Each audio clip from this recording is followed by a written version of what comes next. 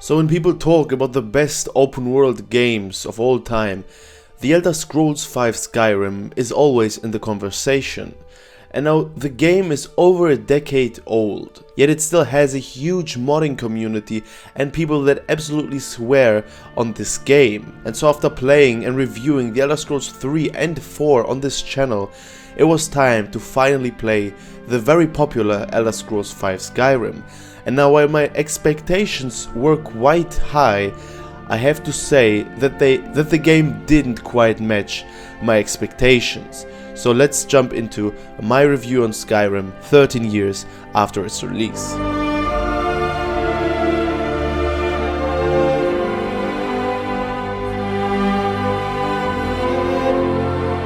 So guys, first of all, let's talk about the open world of Skyrim. Skyrim's open world, in my opinion, takes all the great things that we had in Oblivion and Morrowind and makes it even better. You know, it has vast, diverse landscapes, from snow-capped mountains to lush forests and bustling cities. And to be honest, after first starting the game, I thought that the open world would be bigger than I was seeing on the map. But after playing the whole game, I have to say that there is way more to do than you would think at first glance.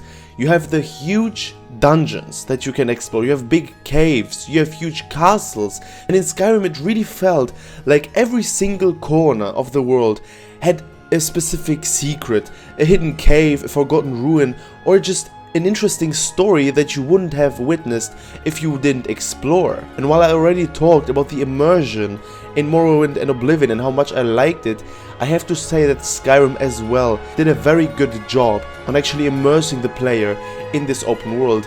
And one of the biggest things how they did that is by rewarding the exploration.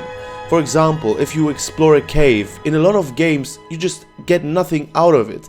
But in Skyrim you find great loot, or you find interesting characters you have to kill, interesting stories in those dungeons that really make you appreciate the exploration and make you want to explore the open world more. And the open world really gives you a huge amount of freedom to just roam and tackle challenges in our own pace. And regarding the freedom of this game, it is again one of the best things that I love about the Elder Scrolls series, not just Skyrim, the other games as well. It is the freedom that this game gives you. It starts with a very short introduction, and after less than an hour you already have the chance to explore the whole open world at your own pace. The game literally tells you, here it is, do whatever you want.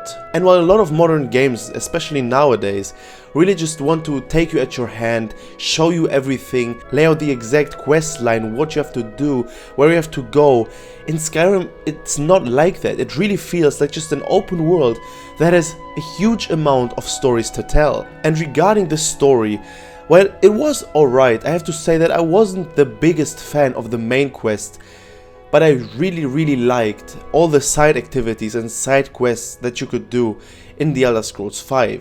You know, they offered very compelling narratives, sometimes extremely memorable and very thought through characters, sometimes even huge moral dilemmas, family problems, everything you can imagine you'll experience in one or another side quest in the game. And in addition to that, what makes it even more exciting to explore the world is the atmosphere, and Skyrim's atmosphere is a major strength of the game.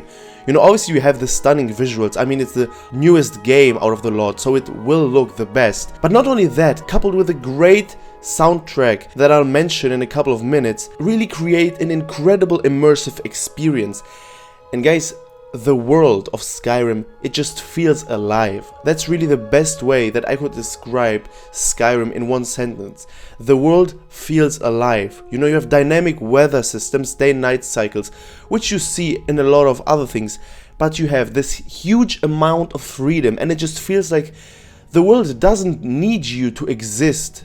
The world literally exists by itself and you are just a small part of it. It doesn't feel like everything else evolves around you. No, it feels like the world could exist even without you, which a lot of games don't have. And we know that Bethesda, especially when it comes to Skyrim, has a huge amount of attention to detail in everything, but in the world building, it was very impressive.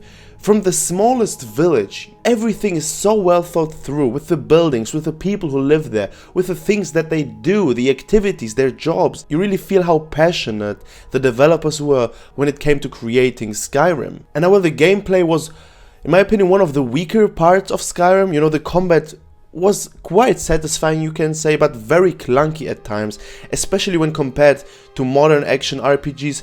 But even here, even in the combat, you have a huge amount of detail, you know.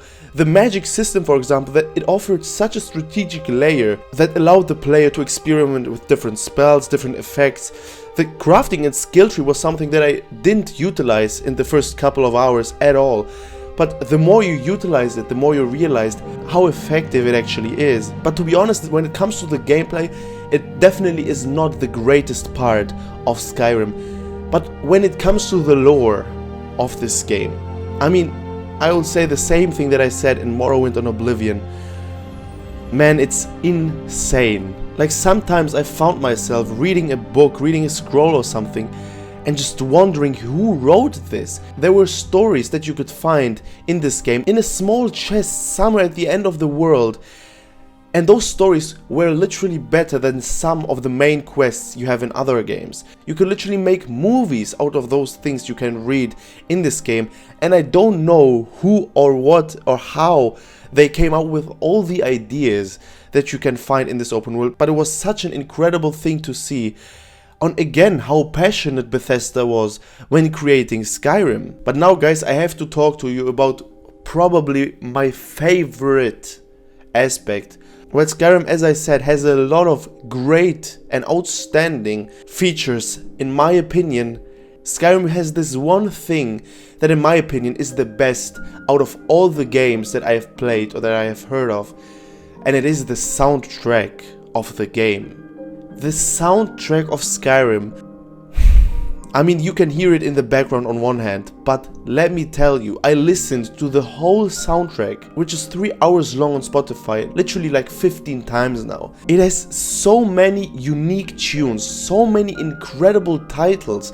You have the Streets of Whiterun, you have Dragonborn, you have Secunda, you have a literal miracle when it comes to the soundtrack.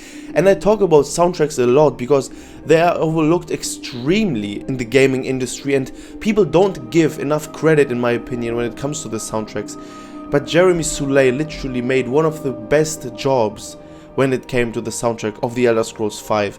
And I thought a lot about whether there is a better soundtrack out there with as much of a versatility and as much of an individual strength when it comes to the single titles, and I couldn't find a single one. The soundtrack of this game is literally out of this world, but I think I'll make a whole video about this topic because I was so impressed by that. And there were times where I literally stopped in the game and just stood there and listened to the soundtrack. It was so beautiful and so unique, and that is one thing that I knew that I had to mention clearly in my Skyrim review. And so all in all, I have to say, I played Skyrim for the first time in my entire life in 2024. And was it worth it?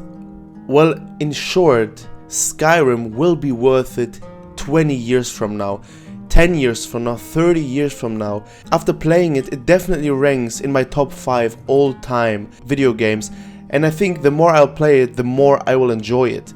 Listen, this game has some features that blew me out of the water completely. The immersion, the open world, the freedom that the game gives you, the atmosphere, the soundtrack of the game, and the lore. Those are really things that really make you appreciate everything that the developers did for this game and how much passion and effort they put into this one. And I have to say, in all honesty, sometimes Skyrim felt like a meditation somehow. And maybe some of you will agree and some of you will relate to what I'm saying, but I will make a whole video on that topic because that was very interesting to see that sometimes after playing games, you don't necessarily feel better, you sometimes feel drained even. After playing Skyrim, it was like this bliss state even sometimes. You know, just roaming through the world at night and listening to those great soundtracks was such a peaceful and incredible experience, but as I said, I'll make a whole video about that topic in the future. And now that I have played the 3 main Elder Scrolls games, it will also be time to compare them to one another, see which one is the best and which one had the better atmosphere, the better open world, the better stories. But when it comes to Skyrim, while it has some weaker aspects, especially in the gameplay regarding the combat for example, it has a couple of points that literally are a 9 or even a 10 out of 10, and I don't say that lightly. So is the Elder Scrolls V Skyrim worth it in 2024, 2025? Of course, and it will be even in 20 years. I spent 120 hours in this game and I already know that I'll come back to this one and replay it, because it just was such an incredible experience. And in the future I also want to compare this game to other great games like The Witcher 3 for example, which is up until now my favorite game of all time, and let those 2 games go head to head and see which one is better. As some of you might have noticed, I didn't upload anything for the last 3 months. That is because I had a lot of stuff to do, I had a lot of exams and a lot of things in my private life that really needed some attention. But now I'm back, and I'm even happy to see that even in this time our channel grew and hit 2,000 subscribers even. So while this video definitely concludes the question whether Skyrim is worth it, there are a lot of aspects that I have to talk about more in depth that will come out in the next couple of weeks. So subscribe if you don't want to miss those. Alright guys, that was it for me in today's video. I wish you all an amazing day. I'll see you in the next one. Bye bye.